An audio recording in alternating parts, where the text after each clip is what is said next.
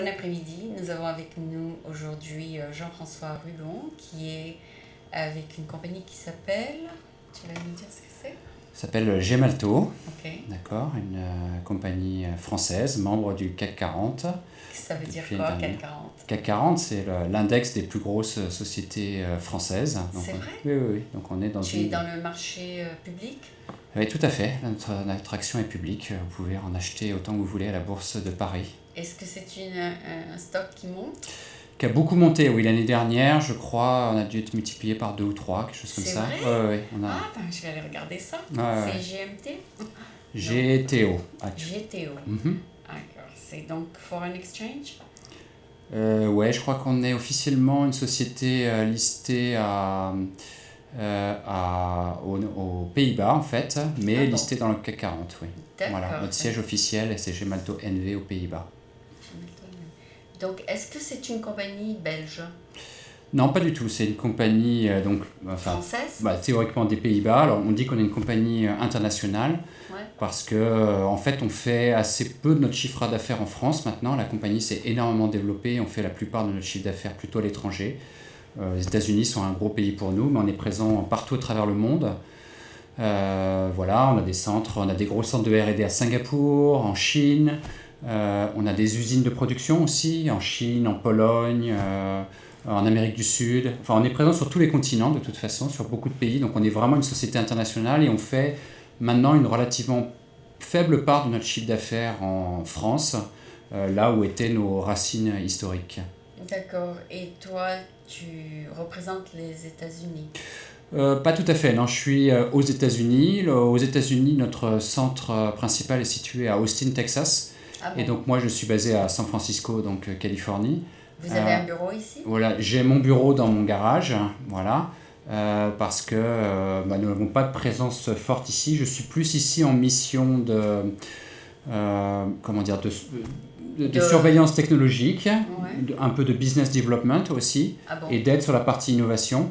Mon titre officiel, c'est je suis en charge de l'innovation et stratégie chez Gemalto. Ah bon? Et donc voilà, on a jugé collectivement, moi et l'ensemble de Gemalto, que c'était bien d'avoir une présence ici, relativement limitée pour l'instant. C'est une chose qu'on discute pour le futur, de savoir si on va réouvrir ici, parce que nous avons été présents jusqu'en 2006 peut-être, quelque chose Voilà. comme ça. Nous avions des bureaux à Redwood City, que nous avons fermé malheureusement dans des moments où financièrement la société avait quelques difficultés, où il fallait resserrer un peu les boulons, on va dire. Ouais.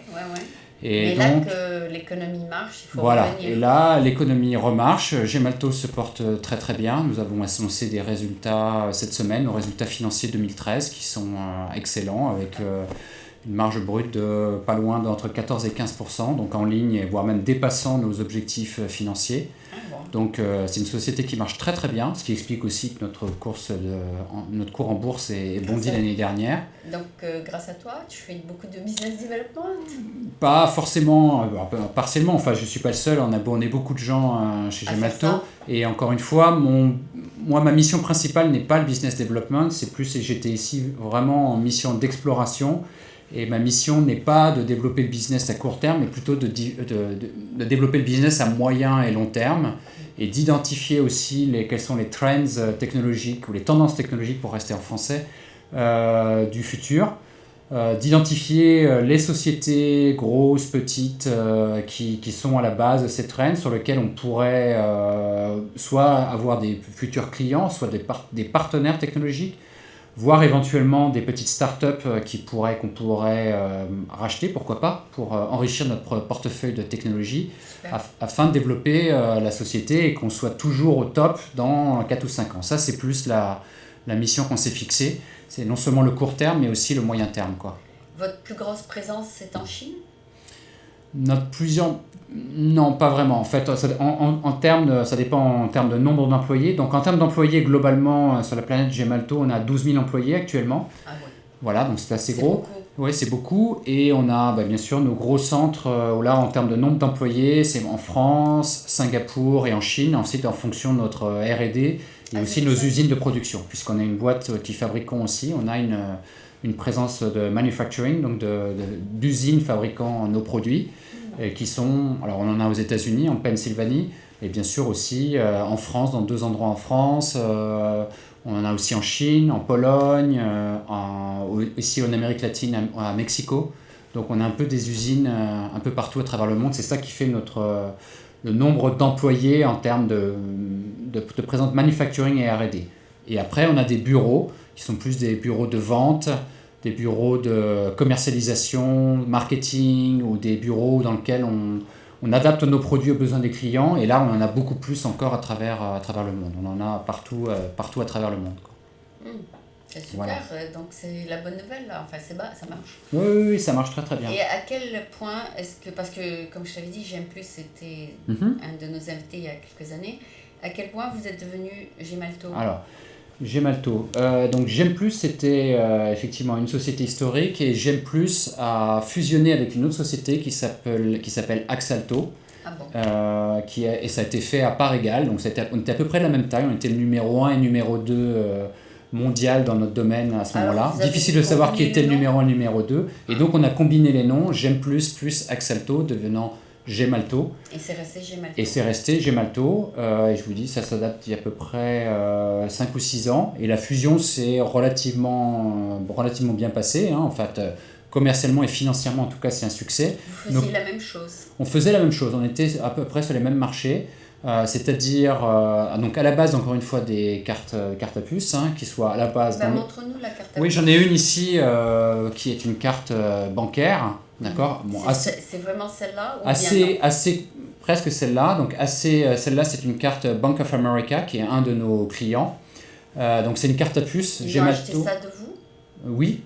Mais ça, c'est encore une fois, la carte à puce bancaire était quelque chose qui est assez courant dans le reste du monde, qui l'est un peu moins aux États-Unis, puisque les États-Unis sont à peu près le dernier pays au monde à avoir résisté à l'adoption de la technologie carte à puce pour les cartes bancaires. Ça a commencé, cette carte est une carte qui est destinée aux gens qui voyagent en Europe, d'accord, parce qu'en Europe maintenant il faut avoir une carte à puce pour faire les transactions. Et maintenant tout le marché américain va basculer à la carte à puce, normalement l'année prochaine. C'est là qu'il y a les premiers grands signes. Ah, d'accord. Puisqu'on appelle Donc, il y aura beaucoup de boulot pour vous. Voilà, exactement. Et là, les marchands sont en train de s'équiper tout doucement. Pour l'instant, c'est encore ce qu'on appelle des cartes magnétiques, swipe, qui utilisent cette bande magnétique. Et les marchands sont en train de s'équiper pour accepter ces cartes, soit à puce, soit en ce qu'on appelle contactless, donc en mode sans contact. Et sont en train de se passer une grande migration aux États-Unis, parce que, vous avez peut-être entendu, il y a eu beaucoup de fraudes récemment. Alors, finalement, ils se sont dit, c'est temps de le faire. Voilà, et partout, par exemple, le Canada a basculé il y a pas très longtemps, l'Europe a basculé depuis un certain temps, enfin, c'est en train de basculer partout, et les États-Unis étaient le dernier pays à résister. Oui, bien sûr, beaucoup plus de sécurité que ne l'est une simple carte magnétique. Là, il faut un équipement qui coûte une poignée de dollars pour dupliquer cette carte magnétique. Et après, on peut fabriquer un équipement qui juste recopie le nom ici. C'est relativement facile. Donc la sécurité qu'apporte la carte à puce, c'est que c'est un mini coffre-fort qui est complètement inviolable. Avec les informations qui sont à l'intérieur, un hacker n'est pas capable de les récupérer. Et c'est pas duplicable. Et c'est pas duplicable, voilà, c'est ça exactement. On ne peut pas dupliquer. Pour l'instant, la technologie est très très compliquée. Pour dupliquer ça, il faudrait des lasers ou des choses à rayon X. Et encore là-dessus, nous avons des méthodes de protection. On sait comment se protéger contre ce genre d'attaque, même sur la lecture à rayon X et même contre les attaques laser.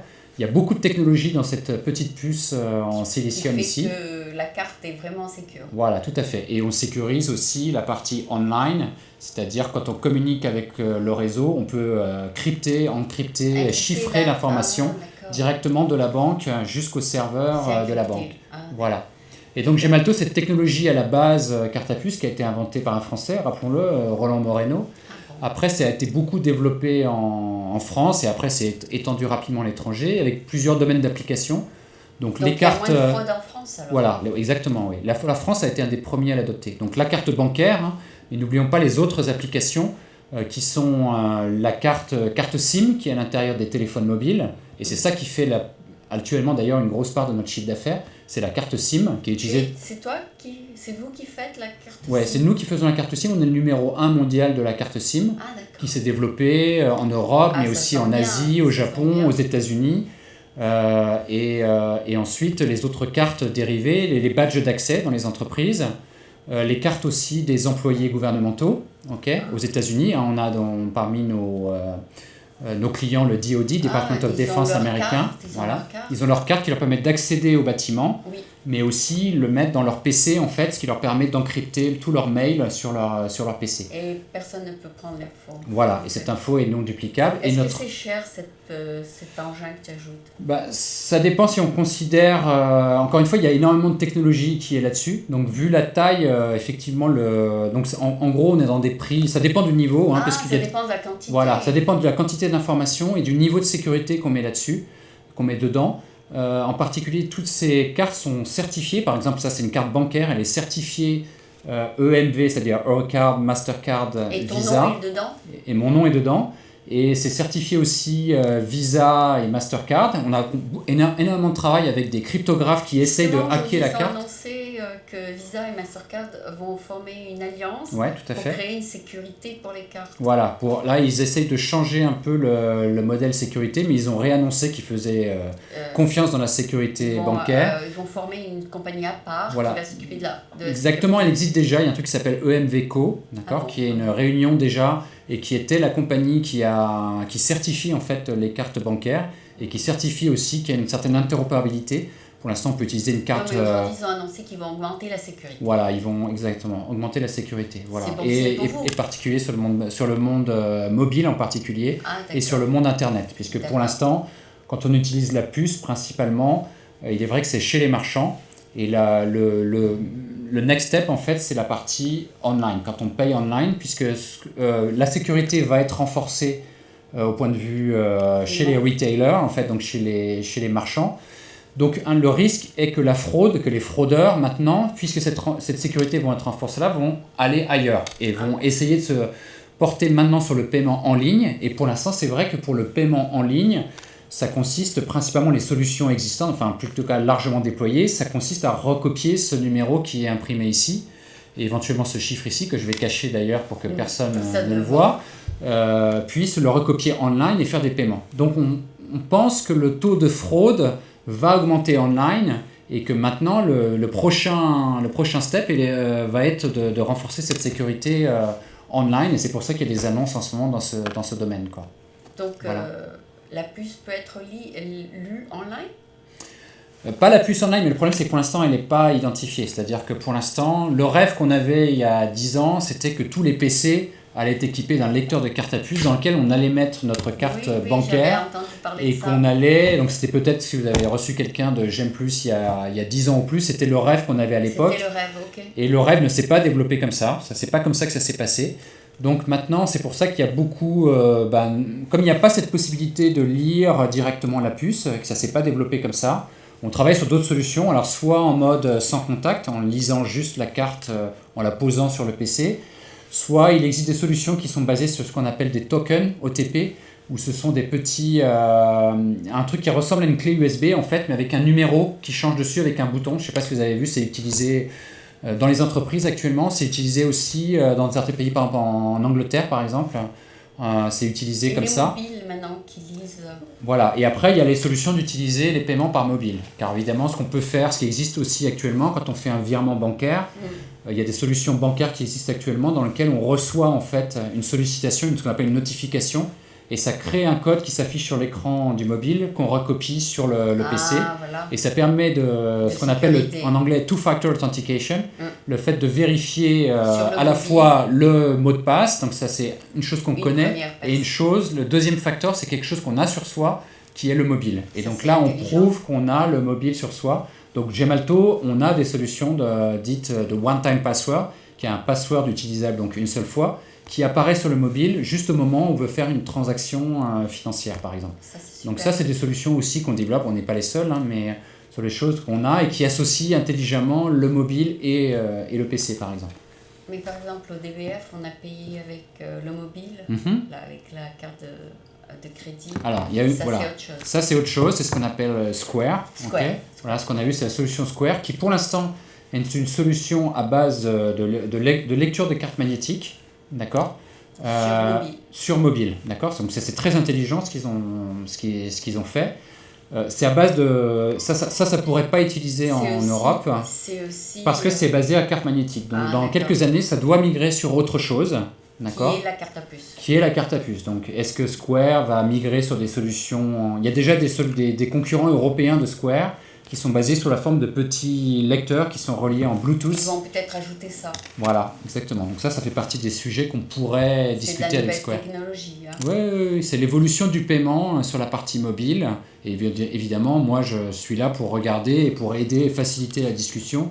Et regarder. On voit de plus en plus de gens qui payent avec le mobile au restaurant. Exactement, ouais. Alors pour l'instant, il y a plusieurs technologies qui existent. Et encore une fois, San Francisco est un endroit qui est un laboratoire idéal, non seulement parce que c'est ces compagnies qui développent cette technologie, mais parce que les gens qui sont ici sont assez friands de ces nouvelles technologies. Ouais. Ici, à San Francisco, tout le monde a un iPhone ou un mobile Android, ce qui n'est pas le cas dans le reste du monde. Voilà. Et tout le monde est habitué à télécharger des applications sur son mobile. Donc effectivement, il existe plusieurs solutions qui sont expérimentées. Donc en premier lieu, il y a par exemple ces solutions dont je suis équipé qui s'appelle NFC, et avec une solution qui s'appelle ISIS, qui est développée par les opérateurs mobiles américains, dans lequel Gemalto fait partie de ISIS. Ah bon. Et on opère le serveur de transaction ISIS. Et NFC, le paiement, on se contente de présenter en fait son mobile, et sans contact, ce mobile va émuler une carte. Voilà. Comme un Starbucks. Starbucks, c'est pas exactement ça comme technologie qu'ils utilisent. Starbucks, la technologie qu'ils utilisent, ce qu'on appelle le code barre, d'accord. Et ce qu'on fait, c'est typiquement, moi je l'utilise sur mon mobile, hein. C'est avec un code barre qui identifie mon compte, et j'ai un compte chez Starbucks. Et après, quand je présente ça, ça va m'être débité sur mon compte. Ça, a priori, c'est pas forcément... Alors, il y a des problématiques de sécurité qui se posent là-dessus. Starbucks, c'est pas trop un problème puisque le montant de l'achat est assez faible. $1,50. D'accord. Donc, on risque pas énormément. Donc, ça, je suis pas sûr que ce soit forcément adapté. Nous, on travaille sur des technologies aussi à base de barcode. Hein. On a un projet en cours avec une compagnie qui s'appelle MCX, qui est une joint venture entre Walmart, Best Buy, Target, donc pas des petits noms de retail. Et ils travaillent sur une technologie à base de barcode, dans lequel nous, on fournit des briques technologiques aussi pour cette solution. D'accord. Donc encore une fois, il y a NFC, barcode. Là, il y a d'autres technologies qui sont en cours d'évaluation. Il y a par exemple PayPal et Apple travaillent sur une technologie qui s'appelle Beacon, qui est basée sur du Bluetooth. D'accord. Donc là, c'est plus quand on s'approche du marchand. Là, il n'y a pas besoin de passer son mobile. Comment ça se fait ? Ça se passe en Bluetooth, il y a une communication qui se fait avec le mobile, d'accord ? Et tout le challenge est justement de comment faire pour que ça reste sécurisé. Parce que l'avantage du NFC, c'est qu'on reste à très faible proximité. Donc, il y a peu de chances que quelqu'un puisse espionner quelque chose sur quelque chose qui a 1 ou 2 cm. Alors que Bluetooth, le problème, c'est que c'est valide à 30 mètres, d'accord ? Donc certes c'est pratique, on peut le garder dans sa poche, mais comment on s'assure que la communication sur quelques mètres va rester sécurisée et que personne... Surtout c'est dans des endroits publics. Voilà, exactement. Donc là il y a beaucoup de challenges technologiques associés à cette technologie D'ailleurs, aussi. Quand on va sur Starbucks, ils disent vous n'êtes pas sécurisé. Voilà. Si vous êtes en ligne, quelqu'un Donc tout ça c'est un travail qui est assez passionnant parce qu'à la fois il faut trouver le bon équilibre entre la sécurité, qui est très importante évidemment, puisqu'on parle de finances des gens, et ce qu'on appelle la convenience en anglais, donc en français, voilà, et je ne sais pas s'il y a vraiment un terme français. Donc c'est toujours le challenge qui est à trouver, de trouver le bon équilibre entre la sécurité qui est très forte, et on peut faire des solutions très très pratiques, mais pas du tout très faciles à utiliser, d'accord ? Et l'inverse, faire des solutions super pratiques, mais par contre où c'est très facile pour des hackers. Donc il faut toujours se jauger le bon effort à faire entre les deux. C'est ça qui est une des parties très intéressantes dans ce métier aussi, de réinventer et de trouver les usages auprès des gens. Et c'est pas seulement travailler sur la technologie, mais de regarder auprès des gens comment ils vont adopter cette technologie. Voilà. Ok, mais tu as mentionné le mot hacker.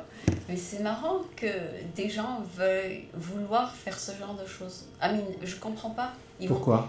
Des hackers cherchent toujours à faire la moyen de trouver de l'argent. Après, hacker n'a pas tout à fait la même définition d'ailleurs aux États-Unis qu'en France. Là, je l'ai utilisé dans la définition plutôt française, qui est vraiment un pirate. Ah, un pirate. Voilà, quelqu'un qui ça veut pirate. dire quoi ?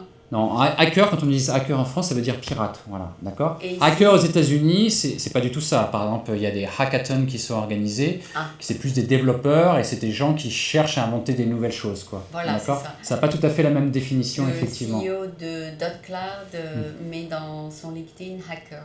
Voilà, exactement. Voilà. Ça veut Hacker, dire c'est celui qui cherche à développer. pousser un peu les limites par la technologie et par le développement. Donc, d'accord. Et après, après, ça veut dire deux choses alors. voilà. Donc encore une fois, ici, en France, hacker, c'est très péjoratif. D'accord. Ici, ça ne l'est pas du tout dans la Silicon Valley. Hacker, c'est développer. Voilà, c'est développer, et voilà, développer, inventer des choses nouvelles, aller un peu plus loin. Voilà, c'est pour ça que j'ai dit, mais pourquoi il met son hacker dans sa ouais, description? Je l'ai utilisé parce qu'on était en français, voilà. D'accord. Voilà. Donc, voilà. non, mais Je sais pas comment on dirait. D'ailleurs, on utilise quand même hacker aussi en anglais pour ça, mais quand tu hacks un système, ou tu hacks un système de paiement, c'est vraiment que tu cherches à le pirater et donc pour un profit qui est généralement personnel, quoi, qui est purement et financièrement. Non, mais si tu accèdes les données d'une seule personne, ça vaut pas le coup. Il faut que tu accèdes toute une base de données. Ça dépend. Écoute, ça dépend. Écoute, si j'arrive à dupliquer mon système de paiement de quelqu'un et si après je vais chez Best Buy et que j'achète pour $3,000, si ça m'a coûté assez peu d'efforts, pourquoi pas, tu vois. Et après, si j'arrive à développer une méthode et après je partage. Ce qui se passe sur les cartes actuellement, quand elles ne sont pas sécurisées, encore une fois, online, c'est que tes numéros après sont échangés online et il y a des gens qui revendent ces numéros. D'accord. Et après, ton numéro peut être utilisé ailleurs et après, ça peut être agrégé dans des bases de données. Et après, tu revends des millions de numéros de carte de crédit, quoi. Mais alors, c'est parce que... c'est pour ça que tous les ans, il y a certaines cartes de crédit qui changent notre numéro. Voilà. Ils envoient automatiquement notre exactement. numéro. C'est pour ça qu'il y a une date de validité sur toutes les cartes de crédit. C'est pour au moins... Donc, il y a des systèmes, bien sûr, qui permettent de noter. Déjà, on sait que de toute façon, dans 2 ans, cette carte aura changé de numéro. Donc, de toute façon...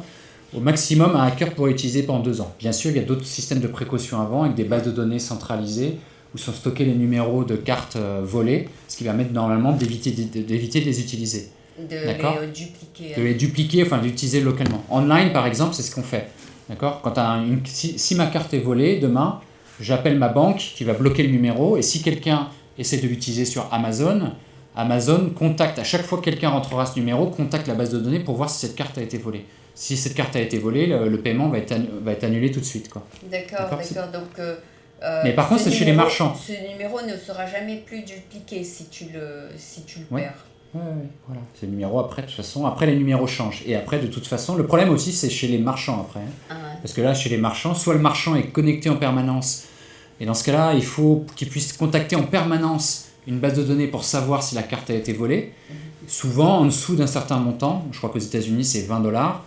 Le marchand, enfin quelqu'un doit prendre le risque, quoi, tu vois. Et généralement le marchand ne veut pas prendre le temps et te laisser attendre 30 secondes pour vérifier online si ton numéro est toujours valide et préfère accepter la transaction tout seul en disant bon tiens. Donc c'est pour ça qu'il faut une date de validité. Parce que cette carte doit pouvoir être passée. D'accord. Et aussi il y a une autre application, je crois, pour les cartes à puce, c'est pour stocker les données médicaux. C'est-à-dire quel médicament tu prends, si tu es diabétique, etc. Comme ça, le docteur il met ta carte et il voit toutes tes données médicales. Voilà. C'est souvent, en fait, tu as les deux. Dans le domaine de santé, alors c'est souvent à base d'une carte à puce. C'est basé aussi, typiquement en France, on a ce qu'on appelle la carte vitale. Hein, c'est la carte vitale. Voilà, qui existe aussi dans d'autres pays européens. Aux États-Unis, je crois qu'il y a des tentatives qui ont été faites dans certains États, mais pas au niveau fédéral. Donc sur la carte, il n'y a pas forcément les données. Il y a aussi une donnée qui est très importante, qui est ton numéro de sécurité sociale et le fait que tu es à jour ou pas de tes cotisations et que tu as le droit ou pas d'accéder aux soins. D'accord ? C'est un truc qui est assez important. Est-ce qu'il y a la date de naissance ? Si. Alors après, voilà, on rentre après dans des données personnelles. Est-ce qu'on met ta photo ou pas ? Est-ce qu'on met justement tes allergies En France, ils mettent la photo. Et en France, ils mettent la photo, justement. Exactement, ouais. Et après, il y a toute la question, c'est aussi la carte à puce, c'est une façon, dans le domaine médical, par exemple, de stocker tes informations personnelles. Quel médicament tu prends ? Et là, voilà. Mais aussi toi, le fait que tu aies une maladie, c'est pas forcément une information que tu veux donner à ton médecin, oui, mais tu veux pas que n'importe qui, forcément dans la rue, ait accès à cette information. D'accord ? On rentre dans le sujet de l'intime et du personnel. Donc il faut que cette information soit stockée quelque part pour que ton docteur puisse accéder et puisse déterminer quel est ton meilleur traitement et si tu as déjà eu des traitements auparavant. Mais tu veux que cette information soit donnée à ton médecin, mais pas forcément à n'importe qui. Donc l'infirmier. Pas forcément à l'infirmier ou pas forcément à quelqu'un qui trouve la carte si tu perds ton porte-monnaie dans la rue. D'accord ? Et si quelqu'un trouve ton porte-monnaie dans la rue, il ne va pas pouvoir la lire de toute façon. Voilà, c'est pour ça qu'il faut cette carte à puce, il faut stocker des informations dedans, ça devient un coffre-fort, mais il faut donner aussi des clés pour que les personnes qui sont autorisées puissent accéder à cette information et que les personnes qui ne sont pas autorisées ne puissent pas y accéder.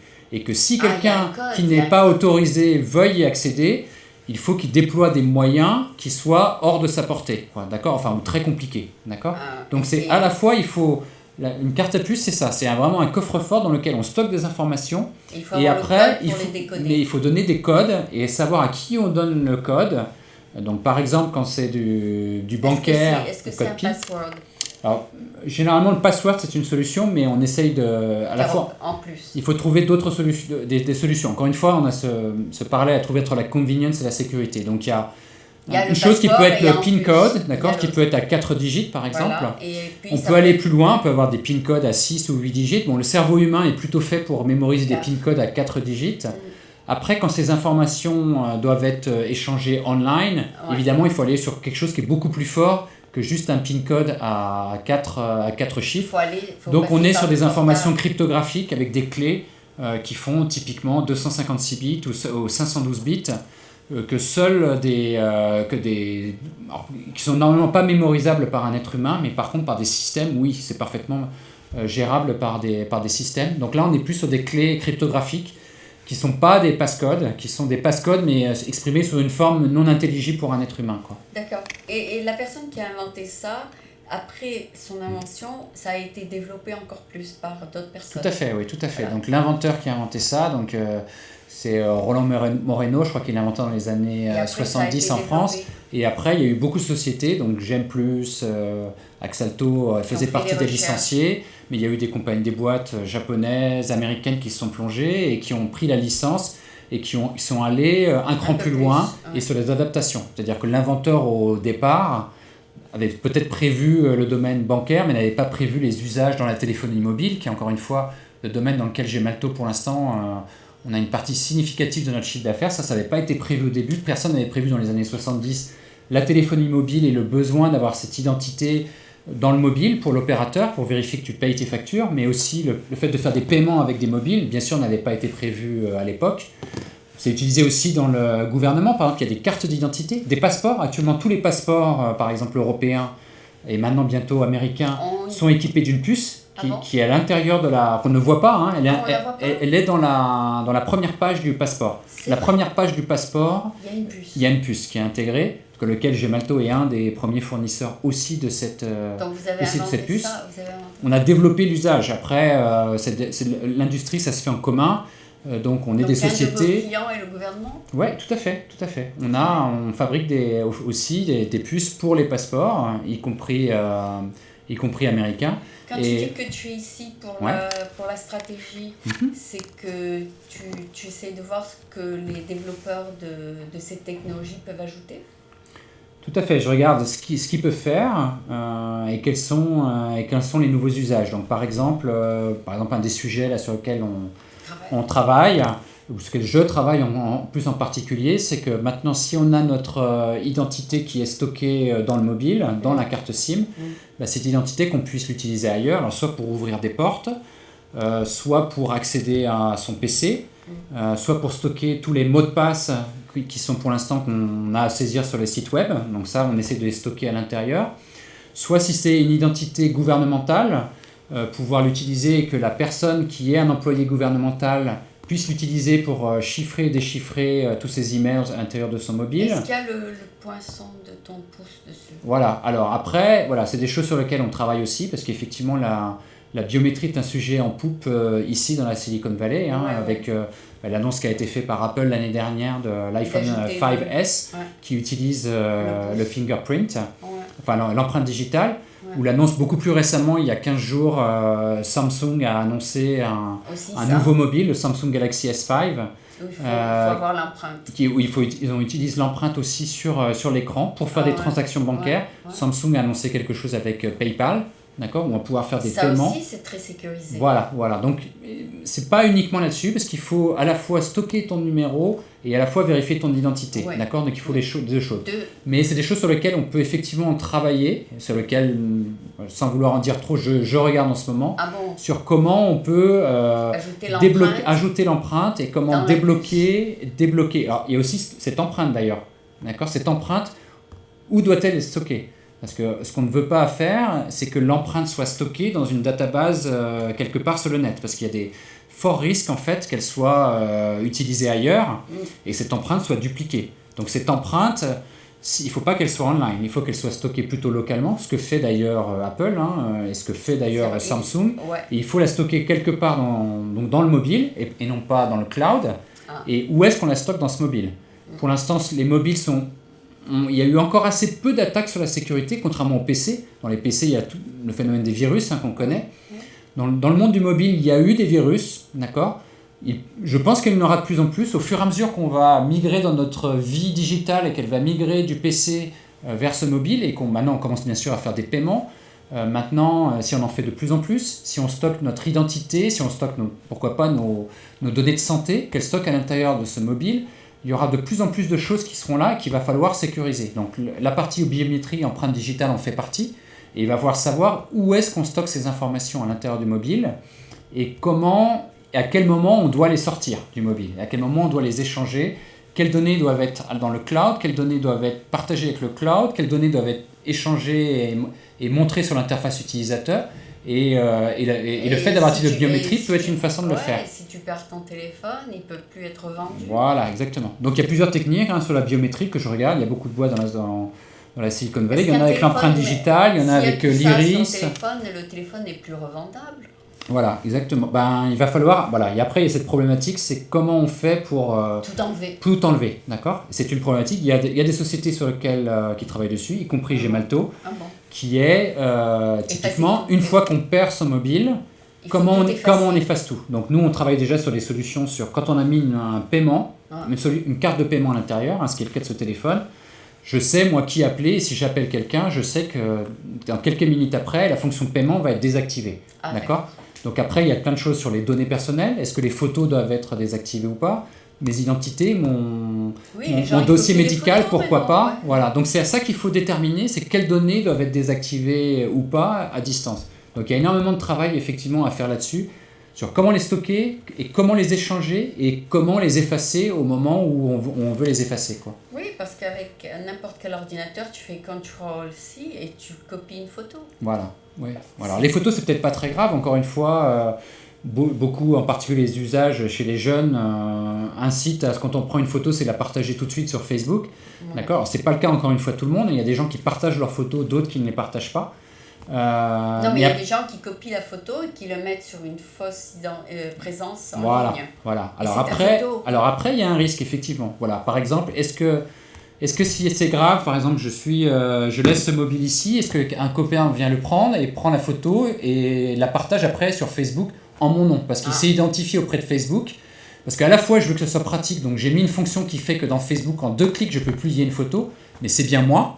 Mais si je le laisse sur la table et qu'un copain veut le faire et veut me faire une farce et poster en mon nom une photo que j'ai mis là-dedans, ça peut poser un problème, ça peut être un problème pour moi. D'accord ? Donc il faut trouver encore une fois la bonne limite entre convenience. Moi, quand je le fais, ça doit être en 2 clics, mais à la fois si je le pose sur la table, si c'est quelqu'un d'autre qui le fait, même si c'est Facebook, peut-être que lui, il va falloir que j'empêche quelqu'un de le faire. Et encore une fois, Facebook, c'est peut-être relativement mineur quand on parle de photos, mais imaginons mon dossier médical, s'il est stocké à l'intérieur de mon mobile.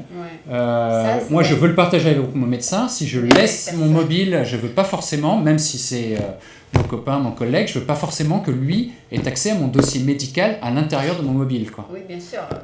Voilà, donc de plus en plus, quand on va mettre notre vie digitale à l'intérieur et qu'on va mettre des données de plus en plus intime, comme le degré mon numéro de carte bancaire, ça c'est le premier niveau, mais peut-être ma carte d'identité, ma carte numéro de sécu, mes numéros de sécu, etc. Okay. Donc ça devient, plus on va migrer notre vie dans le monde mobile, plus ces problèmes de sécurité vont être apparaître, quoi. Est-ce que ta compagnie a des statistiques du nombre de hackers dans le monde? Parce qu'il y a des hackers qui sont des professionnels hackers. Ouais. Est-ce que ta compagnie investit, par exemple, des compagnies d'investigateurs pour les attraper? Non, on n'est pas tellement dans cette partie du business. C'est le FBI qui s'est fait ça. Voilà, exactement. Ouais, où il y a des compagnies qui sont spécialisées. Nous, notre boulot, c'est vraiment de bâtir la technologie, d'accord, et fabriquer un mur pour empêcher que les hackers rentrent. D'accord. Mais plus dans notre domaine, ouais, qui est plus basé sur la carte. Alors maintenant, on fait aussi des serveurs, d'accord. Ouais. Donc on a des serveurs web. Hein. On protège aussi un des domaines d'exploration qu'on a, c'est d'empêcher que n'importe qui puisse accéder à des serveurs dans le cloud, d'accord, ouais, dans le fameux nuage. Ouais, ouais. Donc on a aussi des solutions à base de carte à puce ou autres. Hein.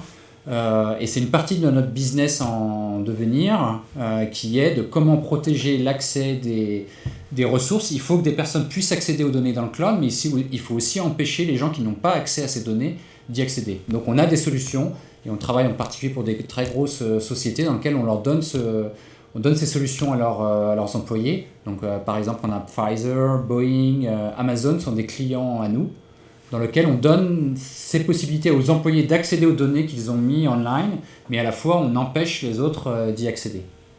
D'accord. Donc vous ne faites pas du tout de recherche du point de vue de qui pourrait être un hacker, quel est le profil d'un hacker, ça c'est pas votre domaine. Non, on est pour l'instant très focusé sur monter nos barrières et créer le maximum de sécurité, d'accord, et appliquer notre technologie. Donc vous êtes dans la défense, pas dans l'offense. Voilà, exactement. D'accord. C'est peut-être... ce serait peut-être une bonne idée aussi de regarder l'offense. Qui est l'offenseur? Je sais pas. Donc, on va peut-être switcher vers la partie en anglais, parce qu'on a déjà fait 36 minutes en français. Tu vas éditer après? Non. Mais, so we're going to switch now to English so that those who didn't understand everything will get an idea of what this is about. So thank you for being here, first of all. Okay, thank you. Jean-François. I'm sorry for my French accent. Yes. Oh, by the way, you speak English, I assume, since you visit America. Yeah. Okay, great. So Jean-François is visiting us, or you staying here for a while?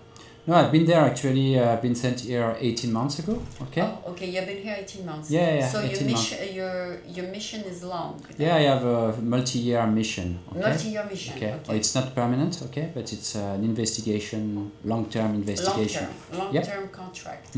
Okay. Are you a contractor or you work directly for the company? No, I work directly for Gemalto, but I'm on an expat contract actually. Okay. Yeah. So what do you do for them, Jean-François? Okay, so my work at Gemalto is I'm working on, it's called innovation and strategy, okay? And my work is to identify the next trends in terms of technology and business, but mostly technology since I'm here.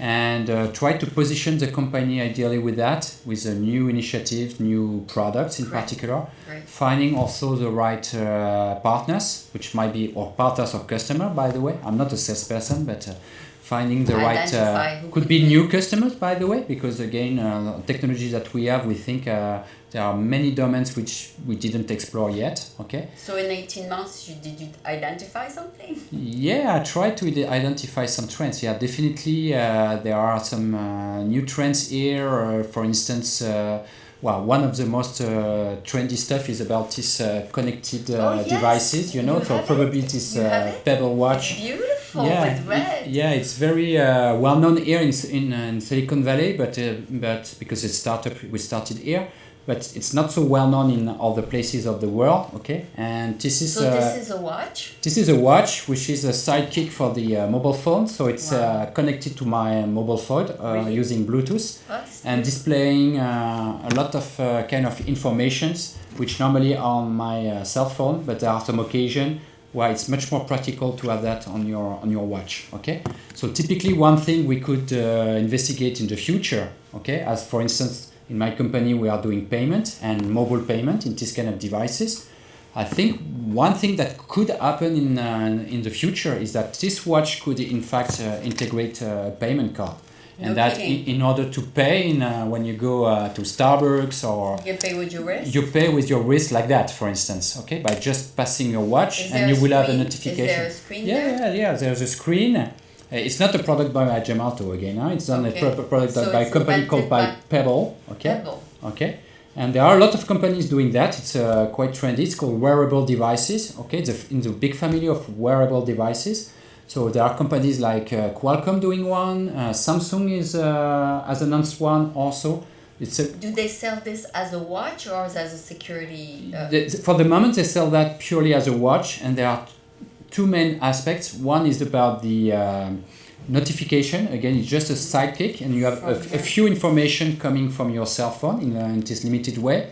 And there is another trend, which is the health watch, okay? Because here we are in contact with the skin, yes. And you can also detect the movement, so you can get a lot of information about what my temperature. One? No, this one is more about notification, okay? Okay?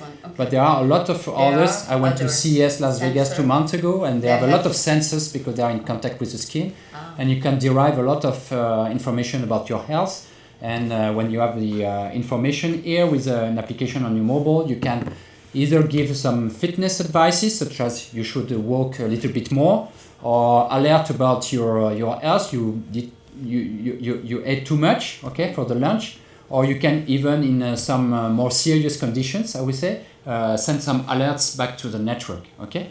So it's going into this direction. Here, this wearable devices trend, and I think you want to adapt the puce to this. The chip, yes, the smart card chip. That's an idea I have personally. Okay, that I'm trying to let them know about it. Yeah, to investigate with the companies about here. Okay, so there are again multiple applications. Combine both? Well, either you just put a chip here, which is here in that. Okay, and then you need to find a way to communicate securely with your device, and in order to make payments.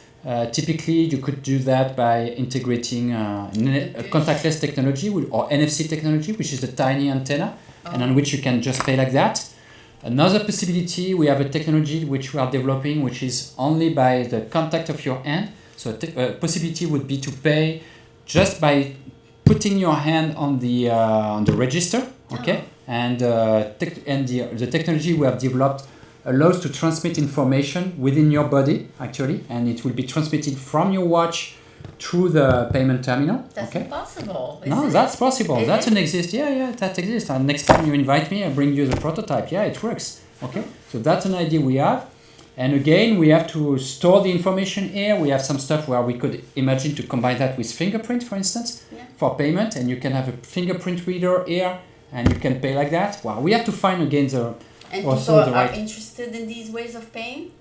Well, that's a big question. Again, here we are in innovation. Okay, so we have to invent these new ways and obviously take into account the point of view of the people. Okay, if people like it, and if people feel they are secure, also that's something which is important.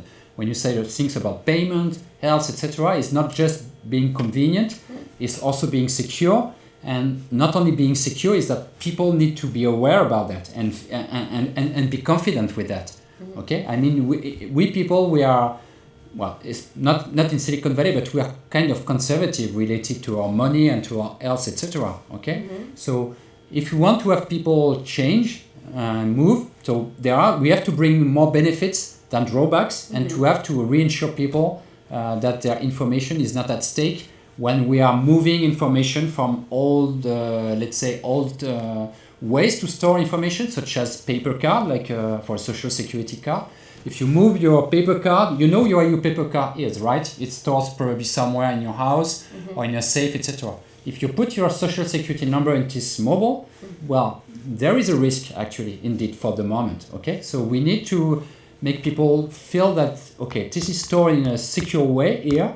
That's okay, then you can use the social security number and not everybody will be able to access it, okay?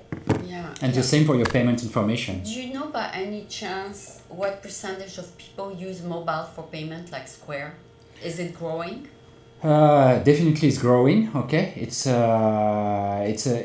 again there are several technology. I think in the US, I think the most used mobile payment solution is the one done by Starbucks. Yeah. Okay, and I've read some statistics, something which seems for me a little bit high, but something like 10% of the money exchange at Starbucks or Digging comes from mobile. Okay, which seems a bit strange to me, since it's very high. Because it is very hard, because if they make 1.9 billion, 10% would be high. So it's probably payment or local payment, but it's a usage which is growing. Okay, and then again we have to differentiate the usage of payment at point of sale and the payment you do online, which is not the same. And of course you can also do online payment for your mobile, right? You can order a book from Amazon or whatever from Amazon securely from your phone. Okay, yes. So this is a mobile transaction. Okay, yes. Issue is about security. You said securely. Well, at the moment, is it very secure? Well, we don't know. Okay. Is it a trend that the younger you are, the more you are open to different ways of doing things? Like, if something comes out new on the market, you see younger people using it, and the old people want to stick to the older ways of doing it. So it takes a little bit longer time for, let's say, age group to adopt a new technology. Yeah, that So there is some correlation with age, but not only, I think. Do you target the young people? Well, when we do solution, we target everybody, because when we do payment solutions, we do a payment solution. Then for after everyone. that, we are not a B2C company, right? We are a B2B company. So we sell technology and services and product to other companies. Oh, in big quantities. And they will do the implementation with their customer and the consumer segmentation. Obviously we have to be aware, because again, when we design solutions, that's part of my job. When we design a solution, we should design a solution that is a bit, at least, which we should take care about user convenience, because obviously that's what our customer is asking us, and obviously we don't want to design a solution that would be very secure, but couldn't be used in practice because people would not accept it. So that's why we have, even if we are B2B, we are in fact B2B2C, and we have to look also at the C aspect, which is a consumer aspect. So you do test it on different age group? Yeah, we do a bit like that. Yeah, some of that. Like that's the good. older people, if they want to use it or not. Yeah. Okay, so there's different aspects. There's the idea is great, and then there's the idea implementable kind of thing. Yeah, sure. So what is your background? Because if you look at all these different application of your technology, you must have a certain background. What is your background?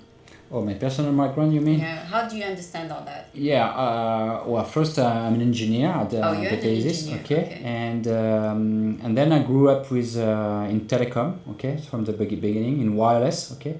So you're an engineer that was formed in France? Yeah, exactly. Yeah, originating from school INSA in Rennes, in Western France.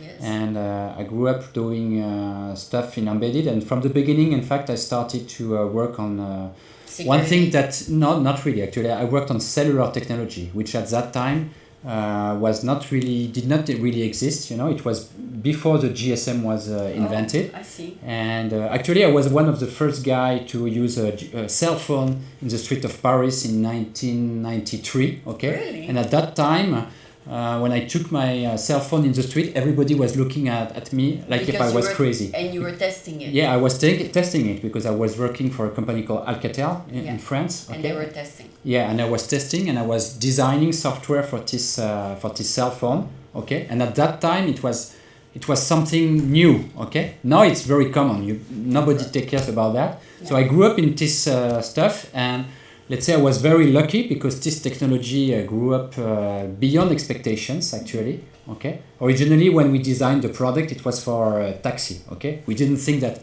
anybody would use it in the street. Except taxis? Yeah, it was taxis, because that was the way cellular. You have or you can book a taxi, etc. Okay, and you have the central command, and you have the people calling the taxi. Okay. So at the beginning, it was more a technology for taxi people. I didn't know that. Okay, and then it developed to a lot of people, and then. So I grew up with this technology, and then I moved to Gemalto and security, and always in this telecom environment. But I was always trying to see what was the next step. So first again in telephony, and then after that in wireless and cellular, etc. And next with security. Yeah. I don't know if you noticed at DBF somebody was wearing the Google glasses. The Google glasses. Yeah. And I asked him if I can try it on. Yeah. And he said, no, I'm taking pictures. Yeah. And we could not notice he was taking pictures. Yeah, sure. Isn't that an invasion of privacy? It's for someone not to tell us that he's taking pictures. Yeah. Sure. I tested the Google Glass 2 weeks ago also, because that's part of my job to do that. Yeah, we have to take care and to find the right boundaries between and the right balance. I agree with between privacy and the rest. Normally, when you are in an event, it's a public event, right? It's okay. So. But if someone doesn't know that you're taking pictures, but I didn't know he was taking pictures. For example. Yeah. You know, with a Google Glass, you can just take picture by winking your eye. Oh my That's God. the way you trigger it. So nobody sees it. If somebody winks at you and is wearing Google Glass, actually, it's taking a picture of you. Yeah. Oh my God. So there's also that element of, is this gonna be okay with the other person? Yeah, sure. But again, things can adapt, because what I described myself in 1993, using a cell phone and maybe speaking too loud in the street, etc. Everybody was surprised at that time. Yes. Okay, now everybody 20 years after, everybody is okay with that, and people change their habits, right? Yeah. And it's no more considered as rude, maybe, to make a phone call, maybe in the metro, maybe a bit depending on the area of the world, but people adapted to the technology. Yeah. But you see, it took some time actually, and 20 years to get. So maybe in 20 years from now, it will be perfectly normal to see people wearing these strange glasses. For the moment, they are quite new because they just appeared 2 years ago. Yeah. Okay, and I agree it's pretty much disturbing, but never know what could happen in 20 years. It's very difficult to see if usage will. It would become mainstream or not. I heard that in the technology of the cell phone was in les livres de science-fiction. Where sci-fi books. Sci-fi books, where people were described as walking around with a phone, and it was like something impossible, right? People say, oh, this will never happen, that someone will walk with the phone. But it was already with someone with enough imagination before it was invented to put it in a book. Sure. So we should look at what's in the sci-fi books to see what will be in the future. Because some people have very great imagination. Actually, that's a great source of imagination. I remember all Star Trek when there was a communicator, which was a kind of badge where you just press it to communicate. That's one way of what you just and described. We are almost there actually, because for the moment we have a cell phone, but you can almost imagine to have something to do it. And in Star Trek also you have this Health device, where they can find if you are in good health by just passing something, which is very similar actually to a cell phone. Game reality. Yeah, almost. Well, not yet there. Okay, but that's definitely. Well, not really. We are not. Well, we are in health again, more in the security part of health. Okay, we are not specialists in and not doctors. Okay, but definitely there are companies doing in this domain here. Okay, so I think you explained very well.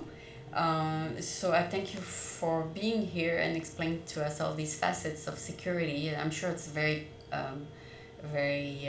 passionate, I would say. Okay. And I thank you for being here. And this was Jean-François Rubon with Gemalto. Okay. Thank you for being here. Thank you for having me.